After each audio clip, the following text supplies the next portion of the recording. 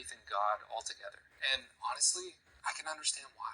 Because when you're raised to believe that one organization alone represents God, what happens when you realize that that organization might not be what it claimed? For a lot of people, the answer is simple.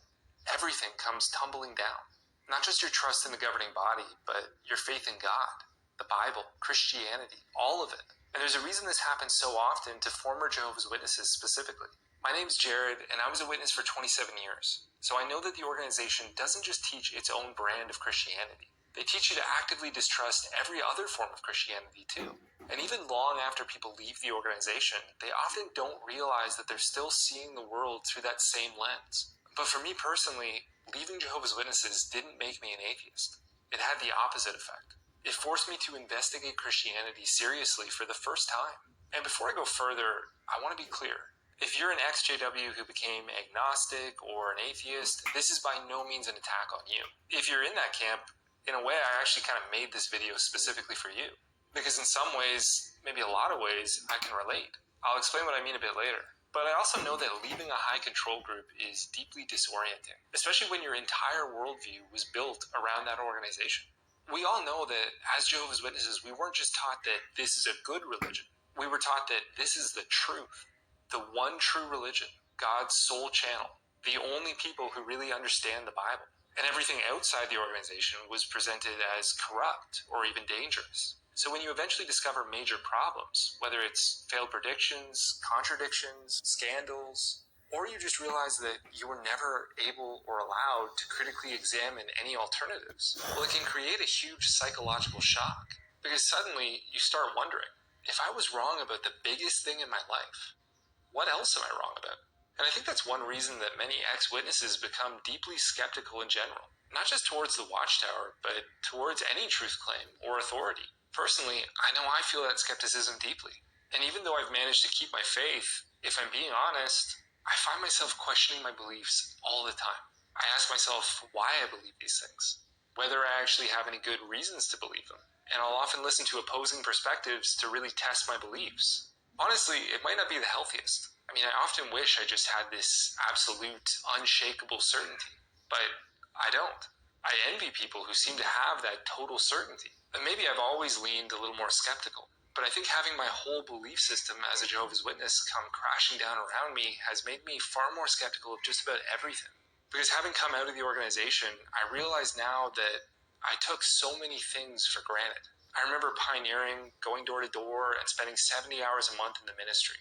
I defended all these beliefs that I just assumed had been thoroughly researched, tested, and proven. But looking back, I was never taught how to actually investigate these truth claims independently. And so I never did. Instead, we were taught who to trust. And that was the organization. And once that trust gets broken, well, it's easy to feel like your entire foundation disappears with it.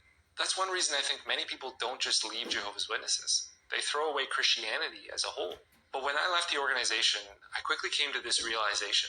As witnesses, many of us thought that we had thoroughly examined Christianity. But in reality, we were told an incredibly biased story about Christianity from the Watchtower's perspective. So we never actually took Christianity seriously. We just dismissed it based on what we were told. For example, here's a controversial one. As witnesses, we were taught that the Trinity is obviously pagan and irrational.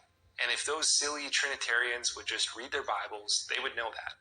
And you can think what you want about the Trinity. I'm not making a case for that here. But I don't know about you, I never really stopped to look at what the actual argument for the Trinity was. I just dismissed it. And I did that with just about every distinctly Christian belief. I never studied early Christianity or read the Church Fathers. I never seriously evaluated anyone else's theological positions. My conclusions were formed without ever doing any due diligence of my own. And unfortunately, I think that's true for a lot of witnesses. Because the organization does such an effective job of poisoning the well. I mean, we were told all the time that other Christians don't even read their Bibles, that churches were instruments of Satan, and that pastors were basically just inventing complicated doctrines to confuse people. Eventually, as I was waking up, I had to confront the fact that everything I thought I knew about Christianity, it was based on basically just taking the organization's word for it. I outsourced my thinking to the organization. That meant that I was dismissing almost 2,000 years of Christian thought without really ever investigating it for myself. And that realization was a major turning point. because I had to start asking questions like, what did Christians actually believe before Jehovah's Witnesses existed? Not what does the organization say that Christians believed, but what did they actually believe? And asking questions like that really changed everything, because I've always grappled off and on with my faith. And as I began to wake up, I quickly realized why. As a witness, I feel now like I've been given a poor man's version of Christianity. And I don't mean that in an insulting way, but let's be real. If you're a witness, you can't learn from thousands of years of Christian history and thought. You can't learn from the smartest apologists who are taking on thoughtful atheist criticisms. You're restricted to jw.org. And that only gets you so far. Still, for 27 years as a witness, it never really entered my mind to look anywhere else. I'd been told not to. I'd been told that the world was out to get me, and that one internet search could ensnare me and lead me out of the organization. And I think this is the hidden issue that's underneath all of it. Jehovah's Witnesses create this kind of binary thinking, a false dichotomy. Either the Watchtower is God's organization, or Christianity itself is false. There's no in-between. But the reality, obviously, is that rejecting Jehovah's Witnesses is not the same thing as rejecting Christianity. Those are two completely different things. And just because Jehovah's Witnesses are wrong, it also doesn't automatically make atheism true. A false religious system doesn't disprove the existence of God, and the existence of bad Christians doesn't disprove Christianity. If that logic worked, then we'd have to reject almost every institution that's ever existed. Because lots of truths can be misrepresented or perverted. And ultimately, every institution is made up of people. And people kind of suck. That's just an unavoidable reality. Still, there's a temptation after leaving a group like Jehovah's Witnesses to just burn everything down intellectually. Because if you were hurt by people in the organization, then you don't want to ever get hurt again. And if you were deceived once, you don't want to be deceived again. Those are real feelings, and you don't just flip a switch and get over them. But the truth is, your faith doesn't have to be at either 100% or 0%. It's not all or nothing. Honestly, I don't wake up every day with absolute certainty. Some days my faith feels stronger, some days it feels weaker. And let's be real here, the Christian claims aren't modest claims. The Christian claim is that God became man and died, and then came back to life again. That's a big claim. I often think about the Apostle Thomas, who I personally find very relatable. Thomas learned directly from Jesus, followed him through his entire earthly ministry, witnessed all of his miracles firsthand. Still, after the resurrection, when the other apostles told Thomas that they'd seen Jesus, Thomas said, "Unless I see in his hands the print of the nails, and place my finger in the mark of the nails, and place my hand in his side, I will not believe." For that, he's often referred to as doubting Thomas. But calling Thomas a doubter suggests that doubt is diametrically opposed to faith. But really, many people believe while still having doubts, myself included. That shouldn't be that controversial of an idea. In Matthew 28, verse 17, after seeing the risen Christ, it says that the disciples worshipped him, but still, some doubted. If the apostles of Jesus had doubts, some even after they saw him in his resurrected state, then is it crazy to think that we would have doubts today? The truth is, to believe doesn't mean you have to have absolute certainty at all times. If someone thought that, then having any doubts or questions could be paralyzing. But in reality, you can have doubts and still believe. In Mark 9:24, a man said to Jesus, "Lord, I believe. Help my unbelief." That's a powerful prayer, and one that I've personally made often. And the fact is, we hold beliefs that we have varying degrees of confidence in. For example, I believe my wife loves me. I also believe that someday the Toronto Maple Leafs will win the Stanley Cup. My conviction in those beliefs is different, but I do believe that both are true. And we shouldn't condemn people for struggling with doubts. Jude 22 says to have mercy on those who doubt. So if you believe or want to believe, but you have doubts, then don't beat yourself up. At the same time, make real efforts to overcome those doubts, if at all possible. Say that prayer.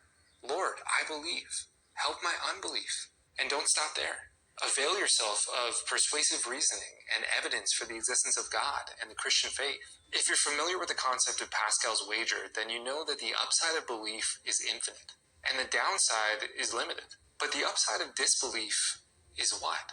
To be right that none of this ultimately matters? That after this life, there's nothing? It's not much of a prize. I'd suggest that if you feel you can't definitively prove that God exists, and I don't know if anyone can definitively do that, then ultimately you have to place your bet. Because eventually, even uncertainty forces you to live as though something is true. Personally, I live as though God exists because there are good reasons to believe God is real and that Christianity is true. But even if I can't get to absolute 100% Cartesian certainty, even if it was a 50-50 coin toss, which I don't think it is, but just for argument's sake, if it is, believing God exists and living in accordance with that belief has infinite upside and limited downside. Whereas if you bet that God doesn't exist and you live that way, well, there are consequences to that decision too. Now, I've heard people say that they've tried everything to believe, and they just can't. And I'm not judging anyone, but respectfully, what does that actually mean? What does that look like? Maybe some people really have studied the best apologetics. Maybe they've spent time with Christians. And maybe they've prayed to God to help them overcome their disbelief. But if we're being real, I think that a lot of people say that they've tried everything when in fact, they've tried very little. And it might sound crazy that you have to put in so much effort. But whether or not God exists is one of the biggest, most important questions to consider. So if you feel like you're stuck in limbo, what if you just tried to live as if it were true? What if you studied the Bible, prayed regularly, attended church, fellowshipped with Christians? What if you did that for the next year? Do you think there's a chance that you would believe? What do you think your life would look like? Do you think you'd be a worse person or a better person? At the very least, it's worth thinking about. Now, another thing I find myself asking when I have my own moments of doubt is, what kind of world do I actually believe I'm living in? One where meaning, morality, beauty, sacrifice, and love are ultimately real? Or one where they're accidental byproducts of a meaningless universe? I believe that we live in a moral, beautiful world, even if it doesn't always look that way. And that's the world I want to live in. Does that make Christianity true? No. But there are intellectually satisfying reasons to believe that God exists and Christianity is true. And that's a whole other conversation. The point is, if you were a Jehovah's Witness and you find yourself taking a position of agnosticism or atheism, you probably have a lot of reasons for feeling that way. And I'm not dismissing any of them. But don't confuse belief in Jehovah's Witnesses with belief in God. Don't just throw the baby out with the bathwater. Just because you realize that the Watchtower organization's theology didn't hold up, it doesn't mean that there's no good reason to believe in God. If God is real and Christianity is true, then he will try to reach you. If you feel that tug and you find yourself curious, then see where it goes. You'll still have intellectual objections to grapple with. I still have those. But you might find that the Christian idea of God is a lot more plausible than you may have thought. You might just find yourself with a faith that you never truly had as a Jehovah's Witness. My name's Jared, this is Exiles and Pilgrims, and as always, thanks for watching, and God bless.